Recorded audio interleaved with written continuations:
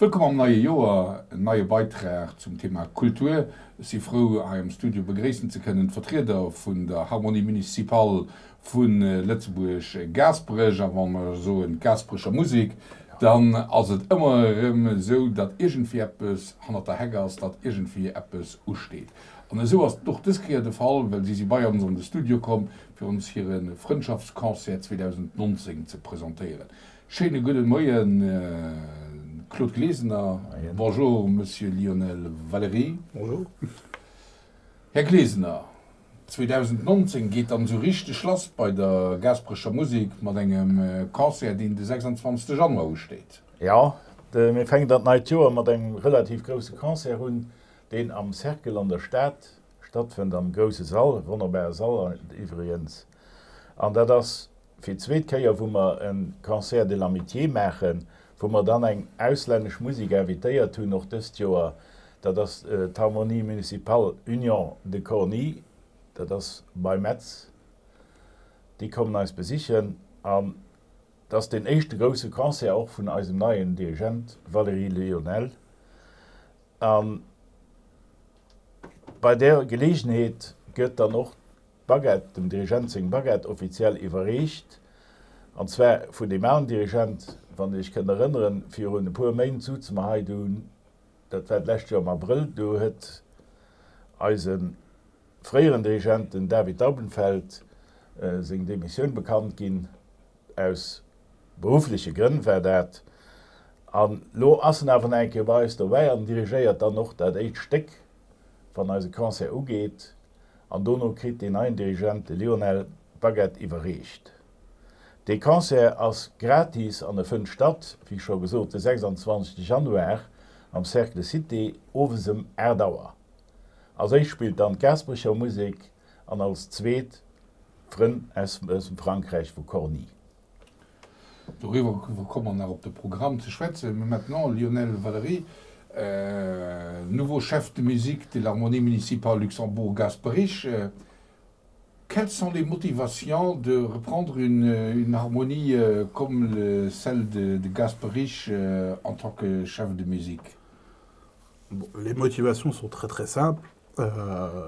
Déjà, j'étais très bien accueilli par mes amis de Gasperich, avec Claude qui représente à lui tout seul l'harmonie depuis très longtemps. C'est la personne, je pense, qui est là depuis le plus longtemps et qui fait vivre cette harmonie.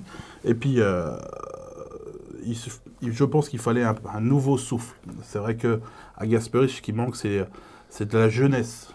Et je suis là, je pense, pour essayer de motiver des jeunes du Luxembourg à nous rejoindre. D'ailleurs, j'espère que mon appel sera entendu et qu'on aura de plus en plus de jeunes à l'intérieur de l'harmonie. Et puis, le niveau luxembourgeois est très haut. Moi qui suis chef en France de 2 harmonies amateurs françaises, qui sont entre l'UGDA et la CMF 2 éléments qui donnent en fin de compte une division par rapport à un niveau. Les divisions sont un peu plus hautes, vu que Corny et Gasperich, à des années différentes, mais ont le même niveau normalement. Je trouve qu'à Gasperich, les musiciens déchiffrent et jouent très bien. Et j'espère pouvoir les amener encore plus loin, et puis sur des choses un peu différentes, un peu plus internationales. Les semaines et les mois écoulés, ça discute toujours beaucoup ici au Luxembourg entre la motivation des bénévoles amateurs dans les associations.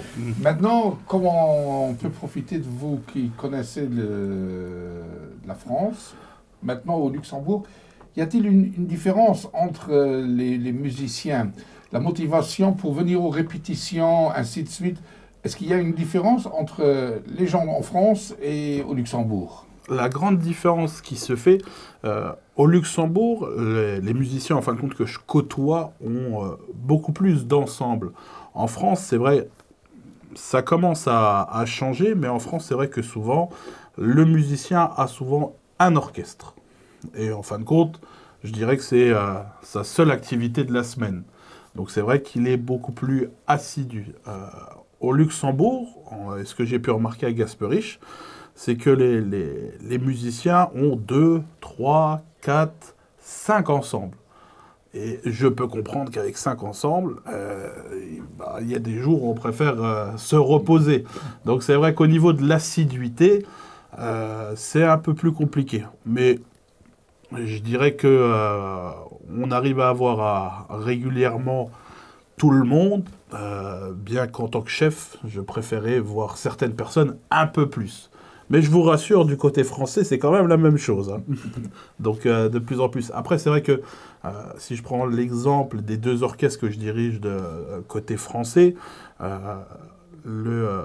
les noyaux sont peut-être un peu plus grands. Ça veut dire que c'est des harmonies qui sont d'une 50aine de personnes. Corny, à Corny-sur-Moselle, qui est à 20 km de Metz en allant vers Nancy, on est 52. Donc, c'est vrai que si malheureusement j'ai la moitié d'absents, on est toujours 30. Alors que c'est vrai qu'à Gasperich, si j'ai la moitié d'absents, et vu que c'est une plus petite harmonie, on est tout de suite plus qu'une dizaine ou une quinzaine. Donc ça se ressent. Mais disons que il y a la plus grande différence est le fait que les musiciens luxembourgeois, en fin de compte, sont beaucoup plus sollicités par d'autres ensembles où en France, ils sont de plus en plus avec un seul orchestre.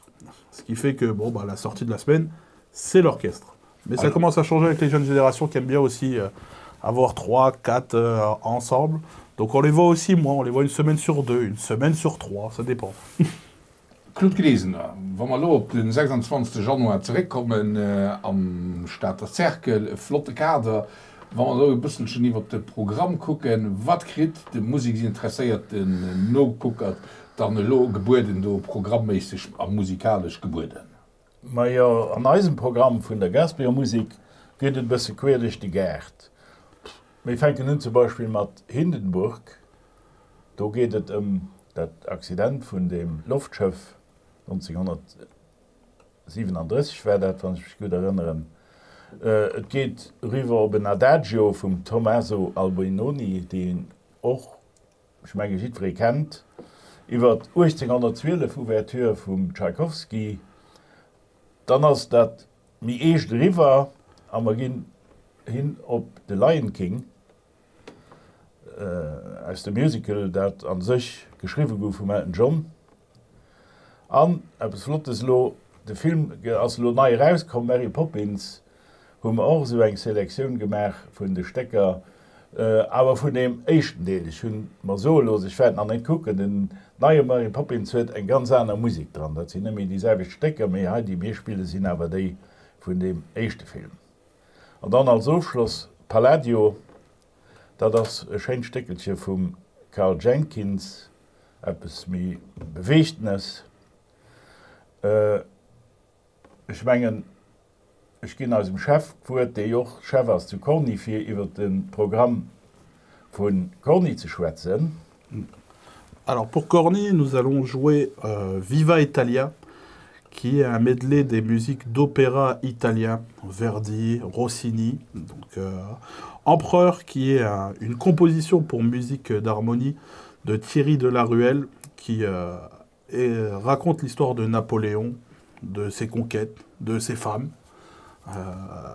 Pisa, qui est une composition de Jacob de Hahn sur la tour de Pise, qui est un morceau qui était imposé en 2e division au concours de la Confédération musicale de France l'année dernière. Queen in Concert, c'est dans l'air du temps avec Bohemian Rhapsody sur le groupe Queen. Symphonia Paranadio, qui est une composition d'un groupe italien. Et Bella Ciao, qui est la musique de la Casa del Papel, la série qui marche très très bien en ce moment. Pour la moitié de ce programme, la Sainte-Cécile de Corny avait été sur le thème italien. Donc on a gardé, entre Pisa, Symphonia Paranadio, Viva Italia, une partie de ce concert italien. Et après, il y aura 2 pièces en commun. Ja, dann spielen wir dann nach 2 Stecker zusammen, also die 2 als großen Ensemble. Da wäre als echt etwas ganz Flottes, Blues Brothers Revue.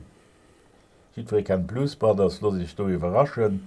Und als Aufschluss denkt man eigentlich an den franzésche Sänger den kurz verstöwen ass, do Mammer dat Best vum Schall Asenavour.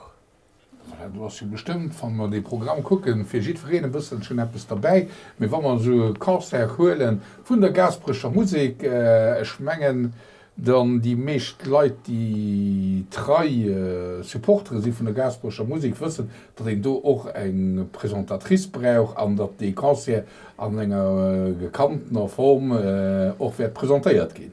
Ja, den Konzert get präsentéiert wie mat Di fir du noch gemerk hunn. Anzwer Präsentatrice als Elisabeth Ries, dat das Mam vun ausem allen Dirigent vum David Daubenfeld, die ich breet erklärt huet doch des Präsentationun ze machen. Als Fren vu Corny hunn auch e Präsentateur, dat das den Roger de la Costa, weil mir awer Franzisch Invité hunn, gëtt de ganz Präsentationun op Franzisch gemacht. Ich mein, das bei okay Problem Französisch ich mein, wir sind ganz international voilà. Dann kann dat auch wer dat nutzen Auftro beidrohen ein Konzert den sich man engem Programm den sich weise lässt wie gesagt 26. Januar am Staater Zerkel der hu Ugang schon gesot gehabt dat ganz bei freiem Entree ja. Wat gëtt dann lo nach zu diesem Konzert zu so naja das geht gedrings an der Haus wie immer. Dat fir Ise gesuercht klenge Snack wat nach ze so ass Dieren ginn recht dem halfrät op an de wetten fir de échen Deel wä ze so gin Félerberg zou goen. Dat as vum Cerkel firgeschriwen do gedricht eng bestimmt Zeit opgemer an noch eng bestimmt Zeit ginsrem zouugemer fertigent dem Kanse. Ech gif so wat Echlo menggen kommt lausren, dats der Wert. Wir sind froh auch, dass wir Invité hunn aus Frankreich. Ich invitiere nicht all Lehrstunden zu kommen, an gucken zu kommen, die werdet nicht bereien. Voilà, schmengen soviel zum Konzert vom 26. Januar, de Freundschaftskonzert vun der Harmonie Municipal Lützeburg Gasbrisch zu summe mat der Harmonie Municipal Union de Corny aus dem Frankreich. Comme de bonne coutume chez nous dans les interviews, nos invités, ils ont toujours la dernière parole. Et comme Claude Glesner, il a déjà anticipé un peu, alors la dernière parole est à vous, Monsieur Lionel Valéry, en vue de cette manifestation. Alors ma dernière parole sera, j'espère vous voir très nombreux. Et puis, en ce début d'année, je souhaite... à toutes les personnes qui regardent votre télé de joyeuses fêtes et une très bonne année. Et je dis Adi. Voilà. Ich meine, das wird dann noch schon ein wenig gewirrscht für eine weitere Ausgabe von Apart Spezial Kultur. Mais so, merci für das Nachgucken und bis geschwindere Menke. Adi. Adi. Adi.